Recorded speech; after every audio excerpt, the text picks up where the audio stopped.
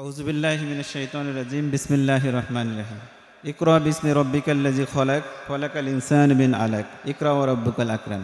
ইউকার সম্মানিত সিইও সাজ্জাদ হোসেন ভাই, উপস্থিত অন্যান্য শিক্ষক মণ্ডলী, আমার সামনে উপবিষ্ট ছাত্রছাত্রী ভাই এবং বোনেরা, আমার শ্রদ্ধেয় অভিভাবক মণ্ডলী সহ সকল ধরনের সুধীজন, সকলকে আমার আন্তরিক সালাম, আসসালামু আলাইকুম ওয়া রাহমাতুল্লাহ। আজকে ইউকা হিফজ স্কুলের যে প্রোগ্রাম করা হয়েছে, আমি সত্যই আমাকে অত্যন্ত ভালো লাগছে।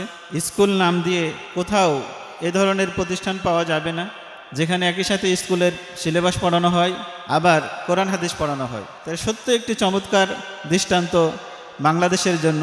এবং এই মডেলটা আগে এক সময় হাজী মোহাম্মদ মহসিন, তিনি যে শিক্ষা প্রতিষ্ঠানগুলো করেছিলেন, সে প্রতিষ্ঠানে একটা সময় ধারাবাহিক শুরু হয়েছিল, মাঝপথে আবার সবগুলো হারিয়ে গেছে। বাংলাদেশের ঐতিহ্যের জন্য এই মডেলটা আবার নতুন মডেল। এই মডেল যদি প্রত্যেকটা এলাকায় সেভাবে তৈরি হয়, জেগে ওঠে, তাহলে শিক্ষার জন্য একটি নতুন দিগন্ত উন্মোচিত হবে, এটা আমি বিশ্বাস করি। সম্মানিত উপস্থিতি, ইউকা হিফজ স্কুল, এই স্কুলের বৈশিষ্ট্য, কালচার, সমস্ত কিছু আমরা জানি। আমি শুধু আপনাদের প্রতি এতটুকু দৃষ্টি আকর্ষণ করব যে এই প্রতিষ্ঠানকে সুন্দর সুচারুরূপে চালানোর জন্য আমরা শিক্ষার্থীদের অভিভাবক হিসেবে, যারা আমরা অভিভাবক আছি, আমাদের বড় দায়িত্ব হলো যে আমরা শিক্ষকদেরকে নজরে রাখব। আমরা শিক্ষকদেরকে শুধু ছাত্রদের, আমার সন্তানদেরকে দিয়েই আমরা ক্ষান্ত থাকব না।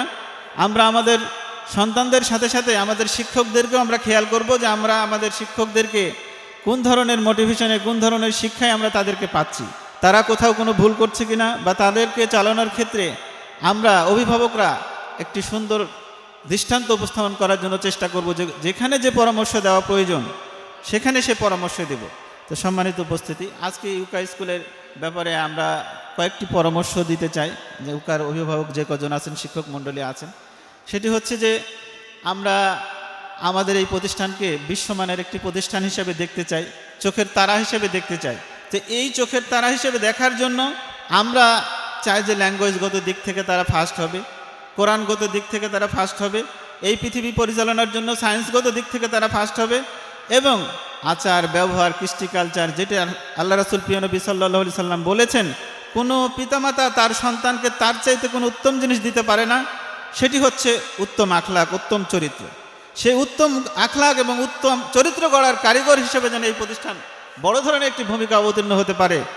এবং সেক্ষেত্রে আমাদের আল্লাহ রাব্বুল আলামিন আমাদেরকে যে শিখাই দিয়েছেন, যে তোমরা বলো রাব্বানা হাবলানা মিন আজওয়াজিনা ওয়া মিন যুররিয়াতিনা, তোমরা বলো যে হে আল্লাহ, আমাদেরকে দান করো, মিন আজওয়াজিনা, আমাদের স্ত্রীদেরকে, ওয়া যুররিয়াতিনা, আমাদের সন্তানদেরকে, এমন সন্তান কুররাতা আয়ুন, যাদেরকে দেখলে আমাদের চোখ জোড়ায় যায়।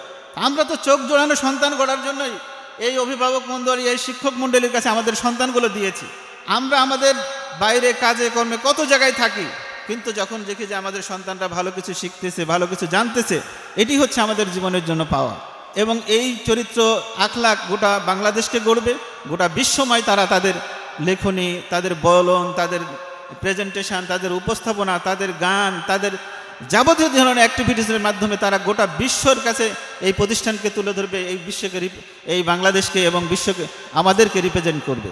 আল্লাহ রাব্বুল আলামিন আমাদের সকলের মাধ্যম দিয়ে এই প্রতিষ্ঠান যেন সেই মনের মুকুরের একটি প্রতিষ্ঠানে পরিণত হয়, আমাদের কুররাত আয়ুন হিসাবে যেন কবুল করে, সাথে সাথে সকল সন্তান যেন মানে কুররাত আয়ুনিন ওয়াজআলনা লিল মুত্তাকিনা ইমামা, সকল মুত্তাকিদের ইমাম হিসাবে তারা যেন নেতৃত্ব দিতে পারে, জাতির নেতৃত্বের কর্ণধার হিসেবে তারা যেন লিডিং করতে পারে এই দেশকে, জাতিকে, সমাজকে। এই প্রত্যাশাও আমরা করি।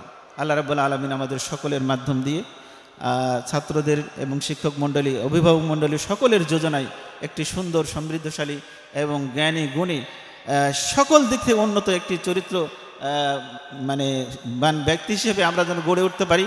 যে ব্যক্তির ব্যাপারে জন মেন্টল বলেছিলেন যে education is the harmonious development of body, mind and soul. আমাদের বডি মানে আমাদের শরীর, আমাদের মন, আমাদের আত্মা, এই তিনটার প্রত্যেকটা ক্ষেত্রে যেন তারা উৎকর্ষ সাধন করতে পারে। আমাদের সন্তানরা যেন নাফসুল মুতমাইন্না হিসেবে সর্বোচ্চ নাফসের অধিকারী হতে পারে, নাফসে আম্মারা, নাফসে নাওয়ামা যেন তাদের না থাকে, তাদের খারাপ জিঘাংসা যেন তৈরি না হয়, তারা যেন আল্লাহ রাব্বুল আলামিনের কাছে এই অবস্থায় উপনীত হতে পারে, ইয়া আইয়াতুহান নাফসুল মুতমাইন্না, হে প্রশান্ত চিত্তা আত্মা, ইরজি ইলা রব্বিকা রাজিয়াতাম মারজিয়া, তুমি তোমার রবের কাছে সেভাবে উপনীত হও যেন তোমার রব তোমার প্রতি সন্তুষ্ট, তুমিও তোমার রবের প্রতি সন্তুষ্ট। ফাদখুলি ফি ইবাদি, তুমি আমার বান্দার কাতারে শামিল হয়ে যাও, ওয়াদখুলি জান্নাতি, এবং জান্নাতে দাখিল হয়ে যাও। আল্লাহ রাব্বুল আলামিন আমাদেরকে সেভাবে করুন। আসসালামু আলাইকুম ওয়া রাহমাতুল্লাহ।